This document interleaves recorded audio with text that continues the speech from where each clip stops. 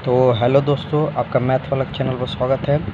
आज हम लोग आईआईटी का क्लास स्टार्ट करने जा रहे हैं। तो आप समझिए कि जो आकाश इंस्टीट्यूट में जो 40 से 50 हज़ार रुपये लेकर आईआईटी क्लास कराते हैं और कोटा वोटा में 50-60 हज़ार रुपये लेते हैं बच्चों से, केवल आईआईटी की क्लास करोगे जो कि 11th-12th का। ठीक है, मैं 1 साल की बात कर रहा हूँ। 1 साल का 50-60 हज़ार रुपये लेते हैं बच्चों से। समझिए वो क्लास में अब से मैं फ्री में स्टार्ट कर रहा हूँ। एकदम आईआईटी के एकदम नंबर 1 में क्वेश्चन कर रहा हूँ। मैं खुद पीडब्ल्यू से पढ़ता हूँ, फिजिक्स वाला से पढ़ता हूँ, इसीलिए मैंने अपना चैनल का नाम मैथ वाला रखा है। फिजिक्स वाला से पढ़ता हूँ। देखिए इतने कम प्राइस में, तो 4 से 5 हज़ार रुपये में 4 हज़ार रुपये का कोर्स है। मैं पढ़ता हूँ आईआईटी क्लास वहाँ से, और वहीं से जो मैंने नोट्स बनाया उसी से मैं आप लोग पढ़ाऊँगा ताकि मेरा भी रिवीजन हो। और इसीलिए मैं कहता हूँ नोट्स बनाना बहुत ज़रूरी है ताकि आप भी रिवीजन कर सकें या किसी को पढ़ा सकें। ये देख सकते हैं मेरा आईआईटी का नोट्स है। ये देखिए, जी मेंस एडवांस फिजिक्स का नोट्स है, यूनिट एंड डायमेंशन। तो आज यही पढ़ेंगे। देखो फिजिकल क्वांटिटी के बारे में, ठीक है, ताकि मेरा भी आप रिवीजन होता रहे। तो देखिए, तो फिजिकल क्वांटिटीज़ के, तो मैं पहले आईआईटी के बारे में बता दूँ। तो आईआईटी का जो एग्ज़ाम होता है वो होता है जेई। तो 2 एग्ज़ाम होते हैं। पहला होता है मेंस, जो मेंस क्रैक करेगा वो फिर देगा क्या, एडवांस। ठीक है, जो मेंस का क्रैक करते हैं उन्हें एनआईटी मिलता है या और भी कुछ कॉलेज मिलते हैं पढ़ने के लिए, सरकारी कॉलेज। और जबकि एडवांस सब क्लियर करेगा तो आपको आईआईटी, टॉप 5 आईआईटी, जो कि आईआईटी बॉम्बे, आईआईटी दिल्ली जैसे आईआईटी में आपका सिलेक्शन होगा। वहाँ से आप ग्रेजुएशन बीएससी कर सकते हैं। ठीक है ना, बीएससी बीटेक वहाँ से आप कर सकते हैं। ठीक है, तो उसका मैं आज क्लास स्टार्ट करूँ एकदम फ्री ऑफ कॉस्ट। आप यूट्यूब से पढ़ सकते हैं एकदम नंबर 1 क्वालिटी का। अब देखिए, मैं इस समय मैं अपने छोटे बोर्ड पर पढ़ा रहा हूँ क्योंकि मेरे पास बड़ा बोर्ड नहीं है। जब मैं बड़ा बोर्ड आ जाएगा ख़रीद लूँगा। एक भैया का है, देखते हैं, तो वो पता है तो मैं उसी से पढ़ाऊँगा। नहीं तो मैं ख़रीद लूँगा बड़ा बोर्ड, तो उस पर पढ़ाऊँगा ताकि मेरा चेहरा भी दिखेगा। ठीक है, उस पर ठीक चलेगी। तो आईआईटी का पहला क्लास करते हैं। तो हम लोग पढ़ते हैं फिजिकल क्वांटिटी। ठीक है, नोट्स बनाते रहिए, बहुत मेन है। अब तो अभी से मैं देखिए क्लास 9 से ही मैं आईआईटी की तैयारी कर रहा हूँ। मैं 11th का कुछ सिलेबस में पढ़ चुका हूँ। अब थोड़ा 12th पर भी ध्यान में बाद में दूंगा, 11th में देखूँगा। तो अब 11th का मैं ही केवल पढ़ रहा हूँ। ठीक है, तो मैं क्लास 9 से, क्योंकि समय उससे मैं बहुत मिल जाएगा ना। अब केवल जो बच्चा 9 से स्टार्ट कर 9, 10th, 11th, 12th 4 साल मेहनत करेगा, और एक बच्चा सीधे 11th, 12th वो 2 ही साल, तो समय तो इधर ज़्यादा मिल रहा है ना। तो अब सोचोगे सर 9, 10th कैसे पढ़ें जब 11th, 12th का आप तैयारी कर रहे हैं। तो नहीं, 9, 10th ही बेस होता है। तो 9, 10th पढ़िए प्लस कुछ पढ़िए। जैसे मैं 9, 10, 9th में पढ़ा, उसके संग से ये मैंने नोट्स बनाए फिजिक्स वाला से। भैया ने एक कोर्स लिया था तो उससे मैं पढ़ता था, मैं भी पढ़ता था, वो भी पढ़ते थे। वो इस साल 12th में, तभी मैं उनका लेकर सब्सक्रिप्शन जो लिया है उससे मैं पढ़ता हूँ, नोट्स बनाता हूँ। तो मैं एनटीएससी की भी तैयारी कर रहा हूँ और आईआईटी का भी। ठीक है, इसीलिए तो फिजिकल क्वांटिटी देखो, फिजिकल क्वांटिटी होती है दो तरह की। पहली होती है फंडामेंटल क्वांटिटी, जो 7 फंडामेंटल क्वांटिटी होती हैं, और दूसरी है डेराइव क्वांटिटी। डेराइव क्वांटिटी यही फंडामेंटल क्वांटिटी से डेराइव किया जाता है। फंडामेंटल में जो 7 तरह के जो होते हैं, लेकिन ये पहला होता है क्या, मास। ठीक है, दूसरा होता है आपका लेंथ। ठीक है, लेंथ जो कि मीटर में दर्शाते हैं। ठीक है, और इसको मैं इरेज कर देता हूँ। ठीक है, तो देखिए आईआईटी क्लास चल रहा है। पहला चीज़ फंडामेंटल जो होता है वो आता है मास। ठीक है, मैं फंडामेंटल वाला बता रहा हूँ, फंडामेंटल यूनिट। और इधर होता है डेराइव्ड। ठीक है ना, फंडामेंटल यूनिट का आप स्पेलिंग लिख लीजिएगा। तो पहला मास होता है, इसको मास को केजी में दर्शाते हैं, एसआई यूनिट। ठीक है, और इसका डायमेंशन होता है एम। तो वो डायमेंशन को इस तरीके से ब्रैकेट में बंद करते हैं ना, बिग ब्रैकेट से इसको बोलते हैं। ठीक है, दूसरा जो होता है 7 फंडामेंटल होते हैं, दूसरा होता है लेंथ, जिसको मीटर में दर्शाते हैं, जिसको एल से दर्शाते हैं। ठीक है, और ये डायमेंशन, यही चैप्टर चल रहा है, इसको हटा। ठीक है ना, ये आपका एसआई यूनिट हो गया। ठीक है ना, ये आपका डायमेंशन हो गया, यही तो चैप्टर का नाम है, यूनिट एंड डायमेंशन। ये आपका यूनिट हो गया और ये आपका डायमेंशन हो गया। ठीक है, तो ये 11th क्लास का आपको दूसरा चैप्टर मिलेगा, यूनिट एंड डायमेंशन। ठीक है, अब चलते हैं टाइम पे। टाइम को पता ही है, सेकंड में दर्शाते हैं, और इसका डायमेंशन होता है कैपिटल टी। ठीक है ना, चौथा फंडामेंटल है करंट। हाँ, करंट को एम्पियर से दर्शाया जाता है, एम्पियर, जो कि ए से, तो इसको ए से चाहे आई से लिखते हैं, इस तरीके से ब्रैकेट में बंद करके। ठीक है ना, पाँचवा जो होता है, पाँचवा होता है टेम्परेचर, इसका एसआई यूनिट होता है केल्विन। ठीक है ना, केल्विन कैपिटल के, और इसको के से ही डिनोट करते हैं। ठीक है, ये देखिए मेरा नोट्स। ठीक है ना, ये मेरा नोट्स है, तो देखिए ये सारी चीज़ें मैं पढ़ा रहा हूँ, तो इसीलिए नोट्स बनाना बहुत ज़रूरी है। इतना अच्छे से नोट्स बनाइए, देखिए मैं नोट्स बनाया हूँ। ठीक है ना, अच्छे से बनाइए। ये 5 आप लिख लीजिए, फिर मैं छठवां सातवां बताता हूँ। तो छठवां होता है अमाउंट ऑफ सबस्टांस। तो आप केमिस्ट्री में पढ़े होंगे मोल के बारे में, अमाउंट ऑफ सबस्टांस, इसकी SI यूनिट होती है मोल। ठीक है, और जबकि इसको ऐसे दर्शाते हैं मोल। ठीक है ना, और इसको मोल को ऐसे दर्शाया जाता है। ठीक है, ऐसे ही लिख रहे हैं, इसका उतना यूज नहीं होता, लेकिन इसका यूज होता है SI यूनिट का। ठीक है ना, आगे चल कर देखो ऐसे लिखते हैं। और होता है लुमिनस इंटेंसिटी, यानी किसी चीज़ को कितना वो चमकीला है, कितना एकदम प्रकाश दे रहा है, उसको बोलते हैं लुमिनस इंटेंसिटी। ठीक है, इसका SI यूनिट होता है कैंडेला, इसको CD से डिनोट करते हैं। ठीक है, CD से। इसका डायमेंशन भी आप CD ऐसे लिख सकते हैं, लेकिन इसका इन दोनों को उतना यूज नहीं होता है। ठीक है, चलो, तो ये 7 फंडामेंटल होते हैं। अब चलते हैं डेराइव्ड क्वांटिटी पे। ठीक है ना, डेराइव्ड क्वांटिटीज। ठीक है, अब देखो डेराइव्ड क्वांटिटीज में मैं ले लेता हूँ, जैसे कि फर्स्ट वाला स्पीड, इसका जैसे फंडामेंटल 7 होते हैं, अभी डेराइव का कोई है नहीं कितने होते हैं, वो बहुत ज़्यादा होते हैं। ठीक है ना, अभी इन्फिनाइट नहीं बोल सकते हैं, गिन सकते हो उसको, वो बहुत ज़्यादा होते हैं। ठीक है, अब देखो स्पीड को हम क्या लिखते हैं, डिस्टेंस अपॉन टाइम, है ना। तो डिस्टेंस यानी लेंथ, और टी का टाइम, तो इसका जो LT-1 क्या आता है, डायमेंशन आता है। अरे हाँ, डायमेंशन, क्योंकि टी प्लस में था, ऊपर जाकर माइनस हो गया। ठीक है ना, और इसकी SI यूनिट आ जाती है, ये ऊपर देखो मीटर और सेकंड, तो आपका मीटर पर सेकंड। ठीक है ना, अब दूसरा होता है, दूसरा ले लो, जैसे कि फोर्स बराबर होता है मास इंटू एक्सेलरेशन। माँ, जैसे गैया माँ बोलती है ना, माँ, तो मास इंटू एक्सेलरेशन देखो kg, और ये मीटर पर सेकंड स्क्वायर, तो kg मीटर पर सेकंड स्क्वायर होता है। और इसका डायमेंशन निकालो, तो यहाँ से m, देखो l, और T-2, तो ml/T-2, ये इसका डायमेंशन आ जाता है फोर्स का। ठीक है, तो ये होते हैं डेराइव्ड क्वांटिटी। ठीक है, तो अब आगे चलते हैं, कुछ और पढ़ते हैं। डेराइव्ड क्वांटिटी में बस इतना है। और एक और एग्जांपल ले लो डेराइव्ड क्वांटिटी का, वॉल्यूम। तो वॉल्यूम आपको पता है मीटर क्यूब ना, 3 बार, यानी लेंथ को 3 बार मल्टीप्लाई करते हैं, तो लेंथ क्यूब हो जाता है। ठीक है, अब चलते हैं आगे।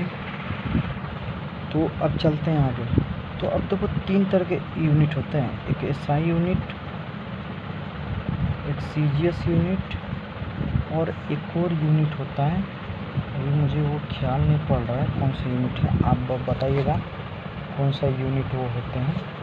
3 तरह होते हैं। SI यूनिट को MKS भी बोला जाता है। ठीक है ना, M से यानी मीटर, किलो, सेकंड। ठीक है ना, CGS को देखो सेंटीमीटर, ग्राम, सेकंड। एक और होता है, ख्याल नहीं पड़ रहा है। ठीक है, देखो SI यूनिट, इसको मीटर, ये केजी, ये सेकंड, ठीक है ना। वही चीज़ सेंटीमीटर, इसको सेंटीमीटर बताते हैं, एक ग्राम, ठीक है ना, इसको ग्राम लिख लो, और ये आपका सेकंड है, ठीक है ना। एक और होता है, मुझे ख्याल नहीं पड़ रहा है, अपने नोट्स में मैंने लिखा भी नहीं है, ठीक है, अभी हम देख लेंगे, उसको बता देंगे। तो ये 3 तरह के होते हैं, थोड़ा ध्यान रखिए इसको। जैसे कि अगर मैं पूछूं कि एक 1/4 बराबर, यानी वो फोर्स की यूनिट क्या होते हैं, न्यूटन।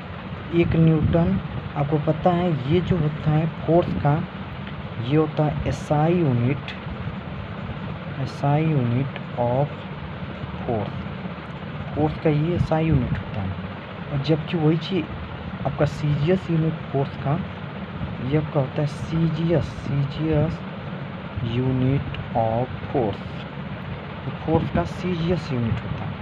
तो अब देखो इन दोनों में रिलेशन आखिर कितना होता है। जैसे हम लिखें 1 मीटर तो 10⁻² सेंटीमीटर होता है ना। तो ये आपका देखो क्या था, ये आपका SI यूनिट, और जबकि ये क्या था, CGS यूनिट ना। तो इस तरह के रिलेशन में कैसे, इसमें कैसा रिलेशन होता है, कितना होता है, 1 न्यूटन में कितने डाइन्स होते हैं।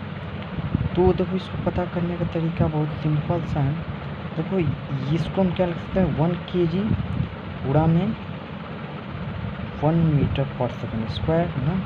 तो देखो 1 kg को हम लिख सकते हैं 10⁻³ ग्राम गुणा में, ये देखो तो इसको हम लिख सकते हैं 10⁻² सेंटीमीटर, सेकंड का सेकंड ही रहेगा, या 1 सेकंड लिख लो।